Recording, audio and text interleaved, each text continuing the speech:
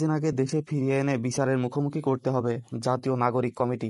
দেশব্যাপী অস্থিতিশীল পরিস্থিতির জন্য দায়ী খুনি শেখ হাসিনাকে দেশে ফিরিয়ে এনে বিচারের মুখোমুখি করতে হবে বলে জানিয়েছেন জাতীয় নাগরিক কমিটি। বৃহস্পতিবার 6 ফেব্রুয়ারি রাতে জাতীয় নাগরিক কমিটির মুখপাত্র সামান্তা শারমিন সই করা গণমাধ্যমে পাঠানো এক বিবৃতিতে একথা বলা হয়। বিবৃতিতে বলা হয়, 5 ফেব্রুয়ারি দিল্লিতে পলাতক মানবতাবিরোধী অপরাধে অভিযুক্ত ও ওয়ারেন্টভুক্ত খুনি শেখ হাসিনার উস্কানিমূলক ও বিদ্বেষপরায়ণ বক্তব্যের জনমনে তীব্র ক্ষোভ সৃষ্টি করেছে, যার বহিঃপ্রকাশ ঘটেছে ধানমন্ডি সহ সারা দেশে।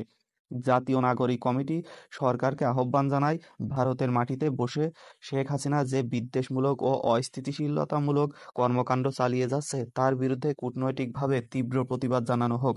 সরকারকে এ বিষয়ে দ্রুত কার্যকর পদক্ষেপ নিতে হবে, যাতে বিদেশের মাটিতে বসে কেউ বাংলাদেশের অভ্যন্তরীণ স্থিতিশীলতা বিনষ্ট করতে না পারে। সেই সঙ্গে আমরা ভারত সরকারের প্রতি পলাতক খুনি হাসিনা ও তার সহযোগীদের সব কর্মকাণ্ড বন্ধ করে দ্রুত বাংলাদেশের কাছে প্রত্যার্পণ করার আহ্বান জানাই।